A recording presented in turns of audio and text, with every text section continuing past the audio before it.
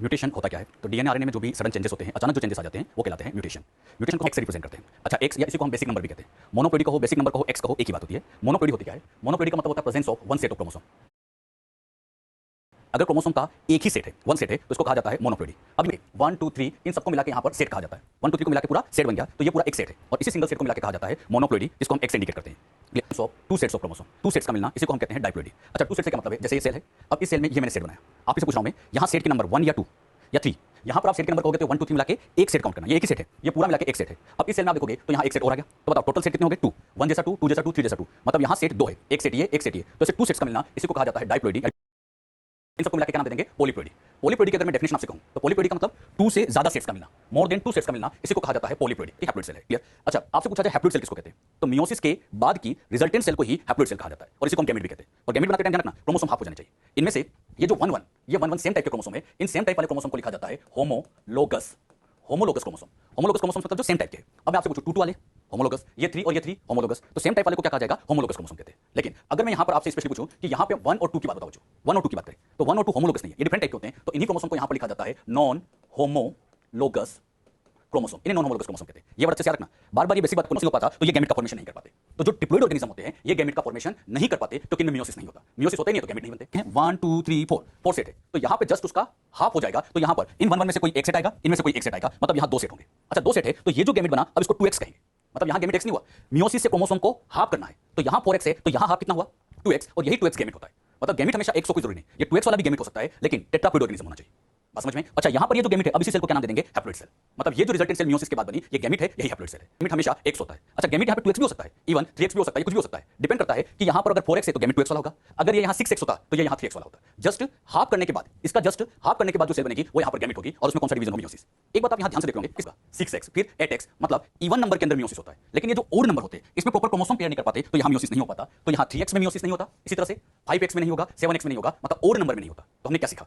हमने सीखा even number है तो मियोसिस होगा, गैमेट बनेंगे, मतलब फर्टाइल होंगे, और जो ओड नंबर होते हैं इनमें प्रॉपर मियोसिस नहीं हो पाता, गैमेट्स नहीं बन पाते, तो ये स्टेराइल हो जाते हैं। ये गैमेट में क्रोमोसोम नंबर है वही हैप्लोइड सेल में होते हैं, क्योंकि सेम ही है। अब मैंने कहा यहां पर इसका बेसिक नंबर बताओ, बेसिक नंबर मतलब x, और यहां पर अगर x निकालोगे तो ये 6 इसके अपॉन में जाएगा, तो यहां पर x की वैल्यू आ जाएगी 7, यहां पर 42 अपॉन 6, तो सोल्व करोगे तो x की वैल्यू कितनी आ जाएगी? 7, तो यहां x की वैल्यू 7 आ गई। और जो इसका बेसिक नंबर होता है वही इसका मोनोप्लोइड सेल वाला नंबर होगा, यानी मोनोप्लोइड सेल में क्रोमोसोम नंबर पूछे तो वही 7 होगा। अब सबसे मेन क्वेश्चन, जीनोम में क्रोमोसोम नंबर बताओ, सबसे इंपॉर्टेंट, जीनोम में बताओ। अब तो ये याद रखना, जीनोम मतलब मोनोप्लोइड सेल, ध्यान से सुना, मोनोप्लोइड सेल में जो क्रोमोसोम नंबर होते हैं वही इसका जीनोम कहलाता है। जीनोम मतलब मोनोप्लोइड में, और यहां पर मोनोप्लोइड में 7 है तो यहां जीनोम में भी 7 क्रोमोसोम होंगे। तो एक बात बताओ, और ये मोनोप्लोइड क्या सेम है? हैप्लोइड में तो 3x कंडीशन है, जबकि मोनोप्लोइड में x है, तो ये सेम नहीं है, तो यहां मैं लिख सकता हूं monoploid cell is not equal to haploid cell. Monoploid haploid यहां इक्वल नहीं है क्योंकि क्रोमोसोम नंबर अलग-अलग है। बात समझ में? और ये बच्चों मोनोप्लोइड क्या होता है, हैप्लोइड क्या होता है, ये इसी हेक्साप्लोइड में समझ में आएगा, मतलब पॉलीप्लोइड में समझ में आता है। तो पॉलीप्लोइड में जब आप समझोगे तब आपको एग्जैक्ट समझ में आएगा कि गैमेट क्या होते हैं। गैमेट कैसे निकालना है? जस्ट हाफ करने के बाद, और वही एक तरह की हैप्लोइड सेल है, और बाकी जो होगा बेसिक नंबर कहें, मोनोप्लोइड सेल कहें, जीनोम कहें, एक बात चलती है। अच्छा, में भी 23, तो यहां पर गैमेट कहूं हैप्लोइड सेल कहूं, इस कंडीशन में ह्यूमन में गैमेट कहें, हैप्लोइड सेल कहें, जीनोम कहें, बेसिक नंबर कहें, मोनोप्लोइड कहें, सब एक ही तो चलता है। बच्चे ने बड़े कंफ्यूज होते हैं, उनको लगता है सब सेम है, और ये सेम तभी हो सकता है जब डिप्लॉइड हो। तो डिप्लॉइड के केस में हैप्लोइड का हो या मोनोप्लोइड को, बात तो एक ही चलती है। तो यहां पर हैप्लोइड और मोनोप्लोइड इक्वल रहेंगे, ये अगर मैं आपसे पूछूं जीनोम किसको कहते हैं, तो याद रखना जीनोम मतलब बेसिक नंबर या मोनोप्लोइड सेल में जो क्रोमोसोम नंबर है, मोनोप्लोइड सेल में जो क्रोमोसोम नंबर है वही उसका जीनोम कहलाता है। बात समझ में? लेकिन यहां पर तो जीनोम मोनोप्लोइड सेल का नंबर कहो या हैप्लोइड का कहो, बात तो एक ही है, उसी को कहा जाता है म्यूटेशन। म्यूटेशन का मतलब sudden heritable changes in genetic material. मान लीजिए बच्चों, यहाँ पर ये डीएनए है, ये डीएनए, अब इस डीएनए के अंदर यहाँ पर कोई चेंज हुआ और यहाँ पर कुछ इसमें गड़बड़ हो गई, और यहाँ जो गड़बड़ी हुई है इसी गड़बड़ी को नाम दिया जाएगा म्यूटेशन। मतलब यहाँ जो चेंजेस आए म्यूटेशन कहलाता है। अब ये म्यूटेशन सडन होता है, इस म्यूटेशन के पीछे कई रीजन हो सकते हैं। म्यूटेशन के पीछे केमिकल भी हो सकते हैं, रेडिएशन भी हो सकती है, ये इनहेरिटेबल मतलब ये पेरेंट्स से भी आ सकता है, तो उसके पीछे कई रीजन हो सकते हैं। म्यूटेशन की खास बात होती है कि इनसे सडन वेरिएशन आते हैं, अचानक चेंजेस आते हैं, और अचानक चेंजेस आते हैं इसलिए म्यूटेशन को कहा जाता है कि ये डिसकंटिन्यूअस वेरिएशन को शो करता है। मतलब डिसकंटिन्यूअस वेरिएशन मतलब जो अचानक से कोई वेरिएशन आए, मतलब पहले कभी नहीं थी, अचानक से कोई नई चीज आ जाए, तो ये सब म्यूटेशन की वजह से होता है। तो म्यूटेशन वेरिएशन तो आती है, लेकिन कंटिन्यूअस वेरिएशन है, ये अचानक से कुछ नया लाती है, और नया लाती है मतलब ये एक डिसकंटिन्यूअस वेरिएशन को शो करता है। म्यूटेशन की वजह से मैक्सिमम टाइम नुकसान ही होता है। म्यूटेशन मैक्सिमम टाइम नुकसान करता है, तो मैक्सिमम टाइम आप देखोगे हार्मफुल होता है। सम टाइम म्यूटेशन फायदा दे सकता है, कुछ एक केसेस होते हैं जहां म्यूटेशन फायदा देता है। कहां पर फायदा देता है इसका एग्जांपल मैं आपको समझाऊंगा अभी। मैक्सिमम केस में आप देखोगे तो म्यूटेशन से नुकसान ही हुआ है, डिजीज हुई। कई तरह की डिजीज है जो म्यूटेशन की वजह से होती है। सम टाइम, बहुत कम टाइम ऐसा होता है जो म्यूटेशन फायदा करता होगा। कैसे फायदा करता है वो मैं आपको आगे समझा दूंगा। यहां पर एक खास बात आती है कि म्यूटेशन को दो पार्ट में डिवाइड किया जाता है, एक होता है जर्मिनल सेल का म्यूटेशन और एक होता है सोमेटिक सेल का म्यूटेशन। जैसे अपनी स्किन की सेल, बहुत ध्यान समझना, स्किन की सेल ये कहलाती है सोमेटिक, स्किन की सेल सोमेटिक। बॉडी की मैक्सिमम सेल सोमेटिक ही होती है, मैक्सिमम सोमेटिक होती है। जर्मिनल सेल तो वो है जिनके अंदर गैमेट्स बनते हैं, रिप्रोडक्टिव सेल्स जिनमें गैमेट्स बनते हैं वही कहलाती है जर्मिनल सेल। तो जर्मिनल सेल मतलब ये जर्मिनल म्यूटेशन जर्म सेल में होता है जो गैमेट्स बनाती है, तो अल्टीमेटली ये म्यूटेशन गैमेट में जाता है। तो जर्मिनल सेल मतलब जर्म सेल का म्यूटेशन जो फाइनली किसमें ट्रांसफर होगा, गैमेट के अंदर। इसे बच्चों आप ऐसे समझ सकते हो। आपको यहां पर समझाने के लिए मान लीजिए ये यहां पर जर्मिनल सेल है, समझने के लिए हमने यहाँ पे ले लिया कि ये जर्मिनल सेल है। अब इस जर्मिनल सेल से जो रिजल्टेंट सेल बनती है, इस रिजल्टेंट सेल को ही कहा जाता है गैमेट। यहाँ पर ये गैमेट बनते हैं। अच्छा, यहाँ पर ये मान लेते हैं मेल के केस में और ये फीमेल के केस में, और ये जो रिजल्टेंट सेल यहाँ बनेगी इसको कहेंगे गैमेट। ये मेल गैमेट, ये फीमेल गैमेट है। मेल को इस सिंबल से और फीमेल को इस सिंबल से भी लिखा जाता है। अब ये जर्मिनल सेल क्या बनाती है? गैमेट। अगर यहाँ पर इन जर्मिनल सेल के अंदर सपोज करिए यहाँ पर ये म्यूटेशन कर दिया जाए, कौन से सेल में? क्या? जर्मिनल सेल में अगर म्यूटेशन हुआ तो ये गैमेट में जाएगा, और जब ये गैमेट में गया तो जैसे गैमेट का फर्टिलाइजेशन हुआ ये म्यूटेशन अगली जनरेशन में आ जाएगा, मतलब ये नेक्स्ट जनरेशन में आपको ट्रांसफर मिलेगा, क्योंकि जर्मिनल सेल से गैमेट में जाएगा और गैमेट सेल में जाएगा तो अगली जनरेशन में जाएगा। तो बताओ जर्मिनल सेल का म्यूटेशन क्या अगली जनरेशन में ट्रांसफर होता है? यस, ये अगली जनरेशन में ट्रांसफर होता है, तो इसलिए कहते हैं कि ये नेक्स्ट जनरेशन में आसानी से जा सकता है, मतलब ये इनहेरिटेबल होता है। बात समझ में? जर्मिनल सेल का म्यूटेशन इनहेरिटेबल क्यों होता है? एक बार फिर समझना। जर्मिनल सेल में म्यूटेशन होने पर वो म्यूटेशन अगली जनरेशन लाते हैं तो ये अगली जनरेशन में चला जाता है म्यूटेशन। सोमेटिक म्यूटेशन का मतलब होता है जो सोमेटिक सेल में होता है, मतलब स्किन की सेल में। अब बताओ स्किन की सेल गैमेट्स नहीं बनाती है, तो ये गैमेट नहीं बनाती है तो ये नेक्स्ट जनरेशन में ट्रांसफर नहीं होता, मतलब जनरली ये नॉन इनहेरिटेबल होता है। ये नेक्स्ट जनरेशन में ट्रांसफर नहीं होता, मतलब ये non heritable non inheritable nature का होता है। इस ट्रांसफर हो सकता है समटाइम, और ये ट्रांसफर कब हो सकता है? इन वेजिटेटिव प्रोपोगेटेड प्लांट्स के अंदर। वेजिटेटिव प्रोपोगेटेड प्लांट्स के अंदर होता क्या है? जैसे मान लीजिए बच्चों ये प्लांट है, अब इस प्लांट में यहाँ पर कोई म्यूटेशन हुआ, इस जगह पे समझने के लिए हमने ले लिया कि यहाँ पर कोई म्यूटेशन हुआ, ये म्यूटेशन हुआ। अब इस प्लांट का छोटा सा पार्ट यहाँ से कट किया, ये कट किया, और इस प्लांट को उठा के यहाँ पर ऐसे ग्रो किया। जब प्लांट को उठा के यहाँ ग्रो करेंगे तो ये जो पार्ट यहाँ जाएगा और ये पार्ट यहाँ जाएगा, तो आप देखोगे ये म्यूटेशन अगले में चला गया, फिर से अगले में चला गया, फिर से अगले में चला गया, तो ये सबके अंदर से ट्रांसफर होता जाएगा। तो बताइए प्लांट के पार्ट को कट करके ग्रो करना, इसी को कहा जाता है वेजिटेटिव प्रोपोगेशन। और वेजिटेटिव प्रोपोगेशन में अगर यहाँ म्यूटेशन हुआ तो ये आगे के प्लांट में भी ट्रांसफर होता जाएगा, मतलब ये यहाँ पर ट्रांसफर होता जाएगा, इनहेरिटेबल होता जाएगा। एक बार फिर समझना। तो फिर इस म्यूटेशन का क्या होगा? जैसे उस पर्सन की डेथ होगी ये म्यूटेशन खत्म हो जाता है। तो सोमेटिक सेल का म्यूटेशन अगले जनरेशन में ट्रांसफर नहीं होता है, जैसे पर्सन की डेथ होती है म्यूटेशन खत्म हो जाता है। केवल एक केस में ये ट्रांसफर होता है, वेजिटेटिवली प्रोपोगेटेड प्लांट के केस में। टर्म म्यूटेशन वर्ड जो है ये ह्यूगो डे व्री साइंटिस्ट ने दिया था। ह्यूगो डे व्री साइंटिस्ट इन्होंने ये म्यूटेशन टर्म दिया था। इसके लिए इन्होंने प्लांट पर एक्सपेरिमेंट किए थे। जिस प्लांट पर इन्होंने एक्सपेरिमेंट किया था उस प्लांट का नाम ओइनोथेरा लेमार्कियाना। ओइनोथेरा लेमार्कियाना इस प्लांट के ऊपर किया था, जिसे इवनिंग प्राइम रोज के नाम से भी जानते हैं। तो इवनिंग प्राइम रोज के ऊपर इन्होंने अपने एक्सपेरिमेंट किए थे, और इसी एक्सपेरिमेंट से इन्होंने म्यूटेशन के बारे में पता लगा था और ये म्यूटेशन टर्म दी थी। अच्छा, म्यूटेशन को फर्स्ट टाइम ऑब्जर्व करने वाले थे सेथ राइट। सेथ राइट को साइंटिस्ट नहीं थे, इनके पास बहुत सारी शीप होती थी, भेड़ें होती थी, ये उन्हीं को दिन भर घुमाए फिराया करते थे। इन्होंने इन शीप के अंदर पहली बार म्यूटेशन को ऑब्जर्व किया था। तो म्यूटेशन को फर्स्ट टाइम ऑब्जर्व करने वाले साइंटिस्ट थे, फर्स्ट टाइम ऑब्जर्व करने वाला पर्सन था सेथ राइट। अच्छा, इन्होंने ये ऑब्जर्वेशन देखा था शीप के अंदर। इन्होंने क्या देखा था? इन्होंने ऑब्जर्व किया कि सम शॉर्ट लेग्स शीप, जिसको हम एंकॉन शीप के नाम से जानते हैं, Ancon sheep variety in a population of long sheep. मतलब उन्होंने क्या कहा था? लॉन्ग लेग लंबी टांगों वाली जो शीप थी उनके अंदर इन्होंने देखा कि सडनली अचानक ऐसी वैरायटी पैदा होती है जिसकी टांगें छोटी थी। मतलब आप इसको ऐसे समझिए, ये यहाँ पर नॉर्मल शीप है, नॉर्मल शीप है। अब इस नॉर्मल शीप, ये नॉर्मल शीप जिसकी टांगें काफी लंबी है, ये भी यहाँ पर नॉर्मल शीप है। लेकिन उन्होंने देखा कि इस नॉर्मल शीप की पॉपुलेशन के अंदर एक शीप ऐसे पैदा होती है जिसकी टांगें बहुत छोटी होती है, और जिसकी टांगें छोटी थी इनको इन्होंने एंकॉन शीप कहा था। और ये चीज इन्होंने सडनली ऑब्जर्व की थी, अचानक ऑब्जर्व हुआ था। अचानक उन्होंने क्या देखा कि लॉन्ग वाली थी उनकी पॉपुलेशन में अचानक ऐसी शीप मिली है जिसकी टांगें बहुत छोटी थी, जिसको इन्होंने एंकॉन शीप के नाम से जाना था। अच्छा, इन्होंने ये चीज पहली बार ऑब्जर्व की थी, फर्स्ट टाइम देखा था। अच्छा, इन्होंने इसको म्यूटेशन नाम तो नहीं दिया था, बस इन्होंने कहा था कि लंबी टांगों वाली शीप के बीच में एक शीप ऐसी आई है जिसकी टांगें छोटी थी। तो म्यूटेशन को इन्होंने फर्स्ट टाइम बस ऑब्जर्व किया था। ये टर्म देने वाले साइंटिस्ट कौन से थे? ह्यूगो डे व्रीज। बात समझ में? कि हमसे सेट इंक्रीज हो जाए या डिक्रीज हो जाए, सेट पूरा का पूरा सेट इंक्रीज हो जाए तो ऐसी कंडीशन को यूप्लोइडी कहा जाता है। अब ये टर्म याद रखना है, मैंने कहा टर्मिनोलॉजी इंपॉर्टेंट है। यूप्लोइडी वर्ड कब बोलते हैं? जब पूरे सेट को इंक्रीज या डिक्रीज कर दिया जाए तो उसी को नाम दे दिया जाता है यूप्लोइडी। पूरा सेट इंक्रीज नहीं हुआ है, केवल एक क्रोमोसोम का, सेट में एक क्रोमोसोम का इंक्रीज हो जाना या डिक्रीज हो जाना। यहां से क्रोमोसोम कम भी हो सकता था, तो एक क्रोमोसोम का कम या ज्यादा हो जाए तो ये भी अपने आप में एक तरह का म्यूटेशन होता है। अच्छा, यहां पर क्या है? Number of chromosomes in a set increase या डिक्रीज हो जाए। सेट में क्रोमोसोम की नंबर इंक्रीज हो सकती है, डिक्रीज हो सकती है, तो इसे स्पेशली कहा जाता है एन्यूप्लोइडी। ये था यूप्लोइडी, ये था एन्यूप्लोइडी, और इन दोनों को मिला के कंबाइनली कहा जाता है हेट्रोप्लोइडी। यानी यूप्लोइडी एन्यूप्लोइडी, सेट कम ज्यादा तो उसको कह देंगे यूप्लोइडी, नंबर कम ज्यादा हो जाए तो एन्यूप्लोइडी कहते हैं। बस समझ में? यहां पर हुआ क्या कि यहां पर ये जो क्रोमोसोम ये वाला था, यहां इस क्रोमोसोम में कुछ स्ट्रक्चर में गड़बड़ हो गई। आप देख रहे हैं इसकी एक काम यहां गायब हो गई। मुझे बताओ, सेट यहां पर अभी भी 2 है, नंबर यहां 6 थे, नंबर यहां भी 6 है। ना सेट की गड़बड़ है ना नंबर की गड़बड़ है, यहां पर इस क्रोमोसोम की स्ट्रक्चर में गड़बड़ हो गई। मतलब इसका ये जो इतना सा पार्ट था, ये पार्ट यहां से लेके इतना सा पार्ट डिलीट हो गया। मतलब क्रोमोसोम का कुछ पार्ट, कुछ सेगमेंट डिलीट हो जाए या कुछ ऐड हो जाए, स्ट्रक्चर में गड़बड़ हो जाए, सीधी सी बात है। तो यहां पर changes in structure of chromosome, chromosome की स्ट्रक्चर में चेंज हो जाए तो इसी के लिए वर्ड लिखा जाता है क्रोमोसोमल एब्रेशन। क्या नाम देंगे बच्चों? Chromosomal abrasion. क्रोमोसोमल एब्रेशन कब कहते हैं? जब स्ट्रक्चर में चेंज हो जाए। अब यहां देखिएगा, ये जितनी भी गड़बड़ियां है, चाहे यूप्लोइडी की बात करें, एन्यूप्लोइडी की बात करें, क्रोमोसोमल स्ट्रक्चर की बात करें, ये सब क्रोमोसोम की गड़बड़ है। कहीं क्रोमोसोम सेट कम ज्यादा हुए, कहीं नंबर कम ज्यादा हुए, कहीं स्ट्रक्चर में गड़बड़ आ गई, तो ये सब क्रोमोसोम की मिस्टेक है। तो इन सबको मिलाकर कहा जाता है कंबाइनली क्रोमोसोमल म्यूटेशन। इन सबको मिलाकर क्रोमोसोमल म्यूटेशन। अब इसको बच्चों ऐसे समझिए, क्रोमोसोमल म्यूटेशन 2 टाइप का। क्रोमोसोमल म्यूटेशन बराबर इसके 2 टाइप कर दिए, उसमें एक आता है हेट्रोप्लोइडी और दूसरा आता है क्रोमोसोमल एब्रेशन। फिर जो हेट्रोप्लोइडी था उसके 2 पार्ट कर दिए गए, उसमें एक आ गया यूप्लोइडी और दूसरा आ जाता है एन्यूप्लोइडी। तो यूप्लोइडी और एन्यूप्लोइडी इन दोनों को मिलाकर कहा जाता है हेट्रोप्लोइडी। अच्छा, ये सब कौन सी गड़बड़ियां है? क्रोमोसोम की, इसलिए इसको कहा गया क्रोमोसोमल म्यूटेशन। लेकिन हुआ क्या? मान लीजिए यहां पर इस क्रोमोसोम के अंदर यहां पर कोई जीन बैठी थी, यहां पर एक जीन बैठी थी। अब इस जीन में चेंजेस आ जाए, जीन का नाइट्रोजन बेस कम ज्यादा हो जाए, जीन में चेंजेस आ जाए, तो चेंजेस इन जीन कहां चेंज हुआ? जीन के अंदर चेंज हुआ। अगर जीन में चेंज हो जाए तो ये जो म्यूटेशन यहां बनेगा, इस म्यूटेशन को कह दिया जाएगा जीन म्यूटेशन। जीन में अगर म्यूटेशन हो जाए, जीन में चेंजेस आ जाए तो ऐसे म्यूटेशन को जीन म्यूटेशन कहते हैं। यहां पर गड़बड़ कहां हुई थी? जीन में, तो जीन म्यूटेशन नाम दे दिया। ये तो थे क्रोमोसोमल म्यूटेशन, ये हो गया जीन म्यूटेशन। अब इन दोनों को कंबाइन करके, क्रोमोसोमल म्यूटेशन और जीन म्यूटेशन दोनों को कंबाइन करके हम कहेंगे म्यूटेशन। अगर 3 सेट हो गए तो एक तरह से ये कंडीशन आ जाएगी 3x। अगर मैं यहां पर एक सेट और बढ़ा देता तो 4x हो जाता। तो इसे सेट का ज्यादा होना क्या कहलाता है? 2 से ज्यादा सेट हो जाए क्या कहेंगे बच्चों? पॉलीप्लोइडी। तो यूप्लोइडी का एक बेस्ट एग्जांपल है पॉलीप्लोइडी। और आप लोगों को पॉलीप्लोइडी पहले ही समझ चुके हैं। पॉलीप्लोइडी में याद हो, इवन नंबर वाली होती है, ऑड नंबर वाली होती है, इवन नंबर वाले फर्टाइल, ऑड नंबर वाले स्टेराइल। और एग्जांपल सिखाता टिटिकेल कैसे बनाया गया था, वीट और राई के कैसे। तो पॉलीप्लोइडी को हमने पहले ही समझ लिया। यहां लॉस होना या एड होना दोनों बात है। लॉस भी हो सकता है और एडिशन भी हो सकता है। सेट के अंदर लॉस एडिशन हो जाए तो उसको हम नाम दे देते हैं एन्यूप्लोइडी। जैसे बताओ इसमें होना है ज्यादा, हाइपो का मतलब कमी, तो यहां पर हाइपो मतलब loss of chromosome in a set, यानी क्रोमोसोम के सेट में अगर कोई लॉस हो जाए तो उसको कहा जाता है हाइपोएन्यूप्लोइडी। अरे मोनोसोमी अपने आप में है क्या? हाइपोएन्यूप्लोइडी तो है। तो टर्नर सिंड्रोम एक तरह से हाइपोएन्यूप्लोइडी का केस है, और हाइपो में भी स्पेशली मोनोसोमी का केस है। तो इस तरह से घुमा फिरा के पूछा जाए, अपने को आंसर देना। तो 3 टाइम्स इसको ट्राइसोमी कहते हैं। ट्राइसोमी का मतलब ये नहीं कि 3 क्रोमोसोम इंक्रीज हुए, ट्राइसोमी में होता तो एक ही इंक्रीज है, होता तो एक इंक्रीज है, फिर ट्राइसोमी क्यों कहते हैं? ट्राइसोमी इसलिए कहते हैं क्योंकि एक जैसे तीन क्रोमोसोम हो जाते हैं, तो एक जैसे तीन हो गए इसलिए इसको ट्राइसोमी कहा गया। इसको लिखने का तरीका 2n+1, जैसे वहां माइनस चला रहे थे यहां +1 कर देंगे। और इसके दो बढ़िया स्टैंडर्ड एग्जांपल है Down syndromes and Klinefelter syndrome. Down syndrome में होता क्या है, जो क्रोमोसोम 21 होता है 21 होता है 21 होता है, ऐसे 21 3 टाइम्स हो जाते हैं, वही तो डाउन सिंड्रोम होता है, डिजीज में आप पढ़ते हैं। इसी तरह से क्लाइनेफेल्टर सिंड्रोम के अंदर मेल में एक एक्स्ट्रा एक्स क्रोमोसोम आ जाता है, मेल में नॉर्मली XY होता है लेकिन एक एक्स्ट्रा जाता है, तो यहां एक्स की यहां पर ट्राइसोमी हो जाती है। तो याद रखिएगा डाउन सिंड्रोम, क्लाइनेफेल्टर सिंड्रोम और भी एग्जांपल होते हैं, एडवर्ड सिंड्रोम, पटाउ सिंड्रोम, ऐसे कई सारे सिंड्रोम होते हैं जो कि ट्राइसोमी के एग्जांपल होते हैं। तो डिफरेंस क्या है? डिफरेंस ये है कि इसमें जो दो इंक्रीज किया गया है वो दोनों नॉन होमोलोगस है, जबकि इसमें जो दो इंक्रीज हुए ये 2 वाले मतलब होमोलोगस पेयर है। अरे बात समझ में? और इसको 2n+1+1 से लिखते हैं, जबकि इसको 2n+2 से। इन सब में आप देखिए क्रोमोसोम की नंबर इंक्रीज हुई, नंबर का बढ़ना इसी को कहा जाता है हाइपर एन्यूप्लोइडी। बात आती है ये एन्यूप्लोइडी होती क्यों, रीजन क्या है? एन्यूप्लोइडी होने के पीछे रीजन होता है chromosomal non disjunction. Non disjunction का मतलब ये है कि जब सेल डिवीजन होता है तो होमोलोगस क्रोमोसोम ऐसे प्रॉपर तरीके से सेपरेट होते हैं, जैसे ये होमोलोगस प्रॉपर तरीके से सेपरेट होते हैं, लेकिन इसके सेपरेशन में मान लीजिए कोई मिस्टेक हो जाए, यहां पर मिस्टेक क्या हुई कि ये वाला जो क्रोमोसोम था ये भी बाय मिस्टेक इधर ही चला जाए, बाय मिस्टेक इधर चला गया, तो एक साइड ज्यादा क्रोमोसोम चले जाएंगे, प्रॉपर सेपरेशन नहीं हो पाता, और उसी प्रॉपर सेपरेशन नहीं होने के कारण ही इस तरह की नॉन डिसजंक्शनिंग होती है, और उसी से ही एन्यूप्लोइडी का केस आता है। तो ये क्रोमोसोम कम ज्यादा होने के पीछे रीजन समझना है, क्या रीजन होता है? तो आपको आंसर देना चाहिए नॉन डिसजंक्शन की वजह से होता है। और नॉन डिसजंक्शन क्या है? Chromosomes fail to separate during meiosis. Meiosis के टाइम पे प्रॉपर सेपरेट नहीं हो पाए, कुछ गड़बड़ हो जाए तो उसी को ही नॉन डिसजंक्शन कहते हैं। जो बात that means change in structure of chromosome, chromosome की स्ट्रक्चर में चेंज आ जाए तो उसी को हम क्रोमोसोमल एब्रेशन कहते हैं। अच्छा, इन एब्रेशन में सबसे पहला केस लेते हैं डिलीशन। डिलीशन का मतलब loss of part of chromosome, chromosome का कोई पार्ट इसमें लॉस हो जाएगा, पूरा सेट लॉस नहीं होगा, क्रोमोसोम तो वही रहेगा, बस उसमें कुछ पार्ट लॉस हो जाता है। ये 2 टाइप्स का हो सकता है। डिलीशन में ये पहला पार्ट देखिएगा, ये क्रोमोसोम है जिसमें जीन 1 2 3 4 5 6 7 8 ऐसी जीन लगी। अब इनमें से हुआ क्या, यहां पे 1 2 3 4 5 6 जीन बची। अब आप बताओ कौन सा पार्ट यहां से लॉस हो गया?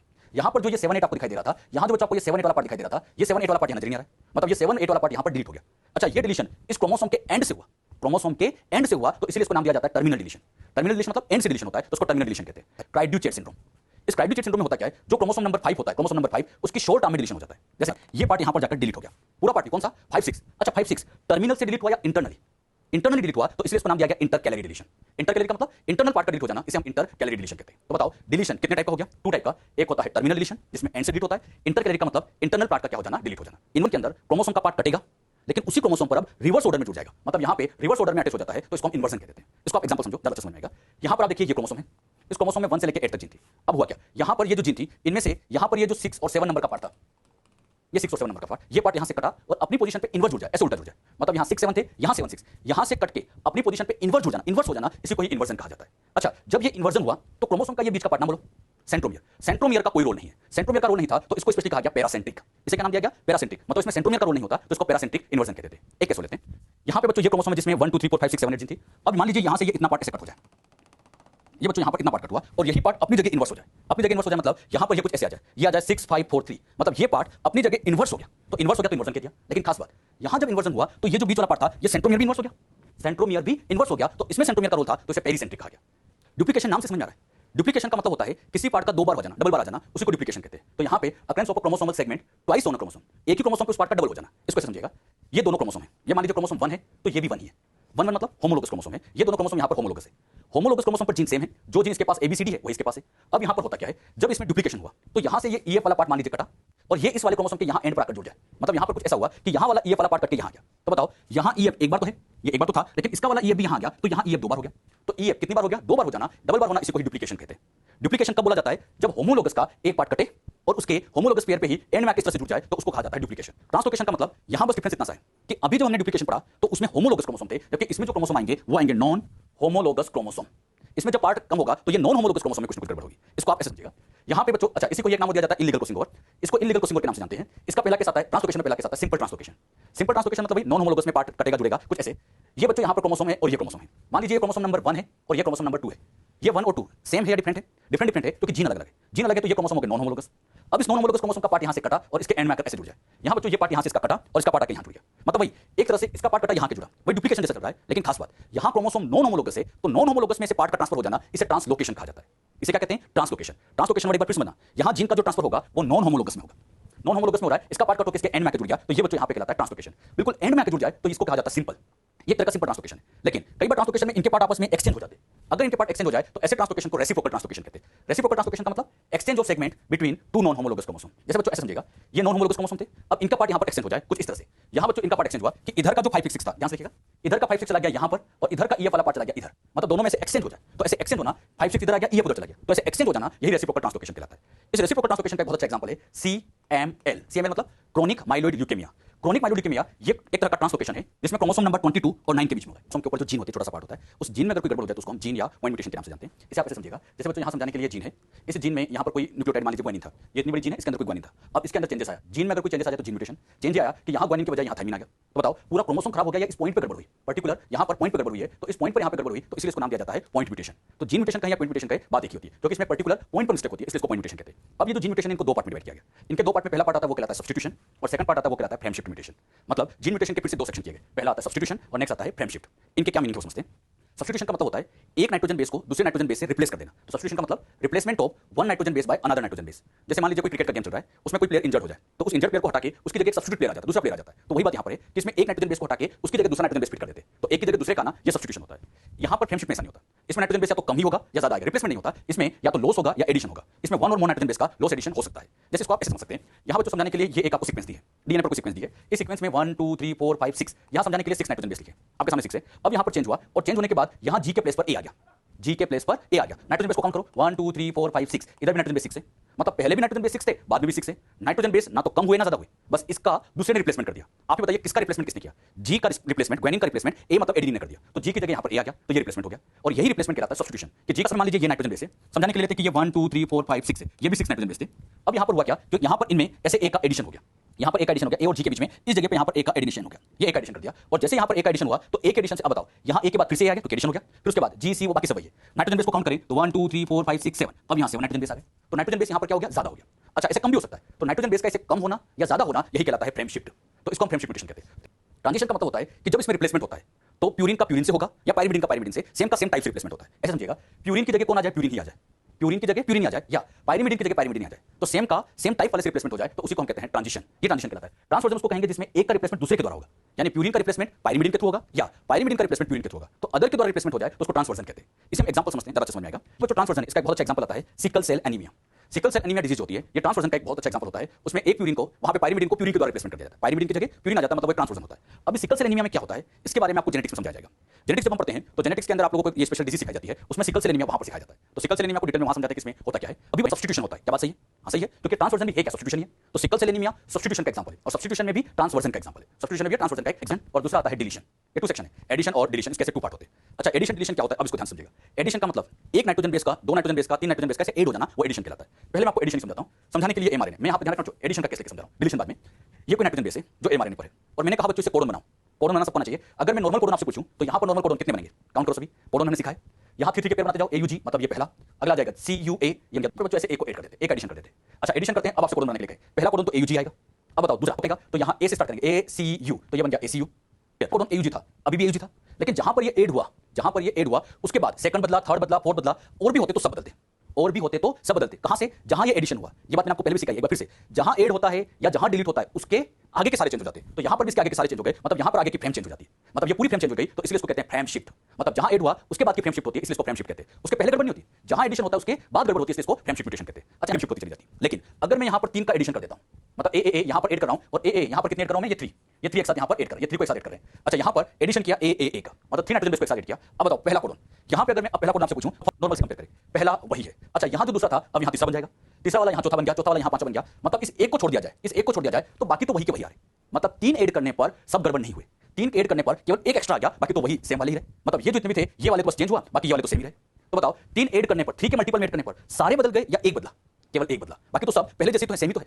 यानी 3 ऐड करने पर बस यहां एक एक्स्ट्रा कोडन आ जाता है, बाकी तो सेम रहते हैं। और यहां पर सेम रहते हैं, मतलब यहां फ्रेम चेंज नहीं होती, frame is not change, frame change नहीं होते। तो 3 के मल्टीपल में ऐड करने पर, इसके 3 के मल्टीपल में ऐड करने पर ज्यादा चेंज नहीं होता। ये क्वेश्चन आ चुका है नीट में। बताओ 1 ऐड करने पर पूरी फ्रेम चेंज, 2 ऐड करने पर पूरी फ्रेम चेंज, लेकिन 3 या 3 के मल्टीपल में ऐड करने पर ज्यादा चेंज नहीं आता। 3 या 3 का मल्टीपल मतलब 3 हो सकता है, 6 हो सकता है, 9 हो सकता है। तो 3 के मल्टीपल में चेंज करने पर इतना ज्यादा चेंज नहीं होता। तो क्वेश्चन कैसे पूछेंगे, कितने के एडिशन पर फ्रेम में चेंजेस नहीं होगा, तो कितने के एडिशन पर 3 या 3 के मल्टीपल पे ऐड करने पर फ्रेम में चेंजेस नहीं होगा। जहां ये डिलीशन होता है, जहां डिलीशन हुआ उसके पहले नहीं, उसके बाद के कोडन चेंज होंगे, और उसके बाद के कोडन चेंज होंगे तो उसके बाद के जितने भी अमीनो एसिड सारे चेंज होते जाएंगे। अच्छा, बाद के सारे अमीनो एसिड चेंज होंगे तो यहां पर एक नए तरह का प्रोटीन बनेगा, जो कि कई तरह से डिफरेंट टाइप का बनेगा। अच्छा, इसमें नए टाइप का प्रोटीन बन जाता है, ये डेंजरस होता है। तो फ्रेम शिफ्ट म्यूटेशन की खास बात होती है, due to frame shift mutation the reading frame of genetic code is change. Reading frame change हो जाती है, जहां फ्रेम शिफ्ट हुआ है, जहां चेंज हुआ है। अच्छा, it leads to changes in maximum amino acid structure of protein. जहां चेंज हुआ उसके बाद के जितने भी सब चेंज होते जाएंगे, स्टार्टिंग के चेंज होते हैं लेकिन बाद के सारे मैक्सिमम चेंज हो जाएंगे। अच्छा, चेंज हो जाते हैं तो एक new protein is formed which is completely different from previous one. जो प्रीवियस प्रोटीन था उससे डिफरेंट टाइप का बनेगा, और डिफरेंट टाइप का प्रोटीन बनेगा तो बॉडी में हो सकता है वो काम भी ना करे, और काम नहीं करेगा तो इसका मतलब ये मोर डेंजरस होता है, मोर हार्मफुल होता है एज कंपेयर टू सब्स्टिट्यूशन। क्योंकि सब्स्टिट्यूशन में इतने कोडन खराब नहीं होते, फ्रेमशिप में तो आगे के सारे कोडन खराब होते हैं, तो ये मोर डेंजरस होता है। इसका एग्जांपल आता है थैलेसीमिया। थैलेसीमिया ये फ्रेमशिप म्यूटेशन का एक बेस्ट एग्जांपल। क्या वो इंपॉर्टेंट केस होता है हमें, सिकल सेल एनीमिया और थैलेसीमिया। सिकल सेल एनीमिया तो सब्स्टिट्यूशन का एग्जांपल था, सब्स्टिट्यूशन का एग्जांपल था, और उसमें भी याद करो ट्रांस वर्जन का एग्जांपल था, ट्रांस वर्जन का एग्जांपल था, कौन सा, सब्स्टिट्यूशन। और थैलेसीमिया, थैलेसीमिया किसका एग्जांपल है, फ्रेमशिप का एग्जांपल है। तो ये दो एग्जांपल वेरी इंपॉर्टेंट है, इन दोनों एग्जांपल को भी आप ध्यान, विच कॉज म्यूटेशन, जिसकी वजह से भी म्यूटेशन हो जाए वो कहलाते हैं म्यूटाजन। अब ये म्यूटाजन केमिकल भी हो सकते हैं, बहुत सारे केमिकल होते हैं जो म्यूटाजन का काम करते हैं। इसमें कई सारे होते हैं, जैसे डीडीटी का नाम आप जानते हैं, 2,4-D इस तरह के बहुत सारे आते हैं जो म्यूटाजन का काम करते हैं। इन सब में यूवी रेस, म्यूटाजन में सबसे फेमस नाम यूवी रेस। ये यूवी रेस एक तरह का बहुत ही फेमस म्यूटाजन होता है। यूवी रेस करती क्या है, UV rays forms thymine dimer.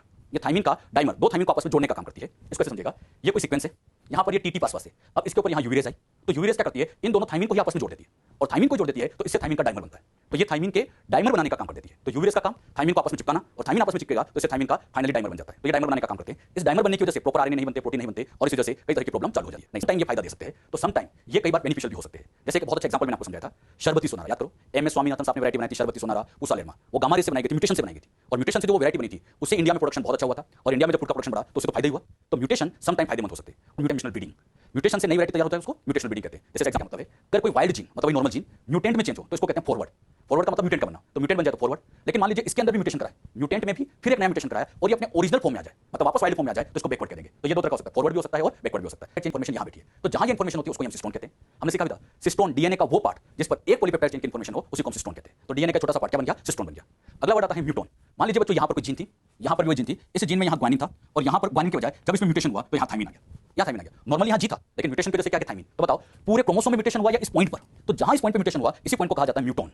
म्यूटोन मतलब जहां म्यूटेशन हो जाता है वही म्यूटोन है। तो म्यूटोन किसको कहते हैं, smallest part of DNA which undergoes mutation. तो डीएनए का वो पार्ट जो म्यूटेशन में आ रहा है उसी को हम कहते हैं म्यूटोन। रेकॉन क्या होता है, मान लीजिए ये बच्चों जीन है, अब यहाँ का पार्ट यहाँ जाए, यहाँ का पार्ट यहाँ जाए, मतलब दोनों में से एक्सचेंज हो, एक्सचेंज की प्रोसेस को कहते हैं क्रॉसिंग ओवर, जिसका दूसरा नाम होता है रिकॉम्बिनेशन। मतलब इनमें इनका पार्ट ऐसे एक्सचेंज हो जाता है, यही रिकॉम्बिनेशन होता है। अच्छा, ये एरिया क्रॉसिंग ओवर कर रहा है, पूरा पार्ट नहीं, क्रोमोसोम का ये एरिया क्रॉसिंग ओवर कर रहा है, तो इसी को ये रेकॉन कहते हैं। अच्छा, क्रॉसिंग ओवर का दूसरा नाम रिकॉम्बिनेशन, तो ये एरिया रिकॉम्बिनेशन कर रहा है, इसको रेकॉन कहा जाता है। रेकॉन मतलब smallest part of DNA which undergoes crossing over, मतलब जो क्रॉसिंग, तो ये तरह के होते हैं same sense, non sense, miss sense. Amino acid वही रहे तो सेम सेंस, अमाइनो एसिड के बजाय वहां पे स्टॉप कोडन आ जाए, कौन सा, स्टॉप कोडन आ जाए तो नॉन सेंस, और अमाइनो एसिड ही बदल जाए तो उसको मिस सेंस कहते हैं। तो इस तरह से ये म्यूटेशन में तीन स्पेशल टाइप होते हैं, ये भी आप ध्यान रखिएगा। यहाँ पर म्यूटेशन में सबसे पहले कंडीशन ली हमने, कोडन लिया यूजीयू। यूजीयू ये कोड करता है सिस्टीन को, यूजीयू किसको कोड करता है, सिस्टीन को। अब इसके अंदर जब म्यूटेशन किया गया तो म्यूटेशन करने के बाद बना यूजीसी। अच्छा, यूजीयू कोड करता है सिस्टीन को, यूजीसी आया, यू के प्लेस पर यहाँ जो यू था उसके प्लेस पर यहाँ सी आया, तो यू के प्लेस पर सी आया मतलब म्यूटेशन हुआ। लेकिन इस म्यूटेशन से यहाँ अमाइनो एसिड अभी भी सिस्टीन आया। तो बताओ पहले अमाइनो एसिड कौन सा था, सिस्टीन, अभी भी कौन है, सिस्टीन। अमाइनो एसिड सेम रहा या बदल गया, पहले सिस्टीन था, सेंस अभी भी सिस्टीन का है, तो अमाइनो एसिड सेम रहा, तो ऐसे म्यूटेशन को सेम सेंस म्यूटेशन कहते हैं। सेम सेंस को कहा क्योंकि अमाइनो एसिड का सेंस वही है, और सेंस वही है इसलिए इसको नाम दिया गया सेम सेंस म्यूटेशन। तो ऐसा होता है बेटे, ऐसा नहीं कि म्यूटेशन से हर बार अमाइनो एसिड बदलेगा ही, म्यूटेशन से कई बार अमाइनो एसिड वही भी आ सकता है, तो इसी म्यूटेशन को कहा जाता है सेम सेंस म्यूटेशन। अच्छा, इस बार यहाँ पर म्यूटेशन हुआ और यहाँ आ गया यूजीए। बताओ यूजी, यूजी यू के बजाय यूजीए आ गया। यूजीए होता है स्टॉप कोडन। अब बताना स्टॉप कोडन पर इसका सेंस होता है, स्टॉप कोडन पर किसी भी अमाइनो एसिड का सेंस नहीं होता है, तो ऐसे म्यूटेशन को नाम देते हैं नॉन सेंस। किसी का सेंस नहीं है, सेंसलेस है तो नाम दे दिया नॉन सेंस म्यूटेशन। इसी तरह से यहाँ पर इस बार म्यूटेशन के बाद यूजीसी, यूजीजी बना, क्या बना, यूजीजी। यूजीजी ये ट्रिप्टोफैन को कोड करता है। बताओ पहले था सिस्टीन का, पहले था सिस्टीन का सेंस, म्यूटेशन के बाद आ गया ट्रिप्टोफैन का सेंस, तो अमाइनो एसिड सेम रहा या बदल गया, अमाइनो एसिड बदल गया तो अमाइनो एसिड चेंज हो गया, मिस हो गया, तो इसलिए इसको नाम दे दिया गया मिस सेंस म्यूटेशन। तो ये तीन तरह के होते हैं, same sense, non sense, miss.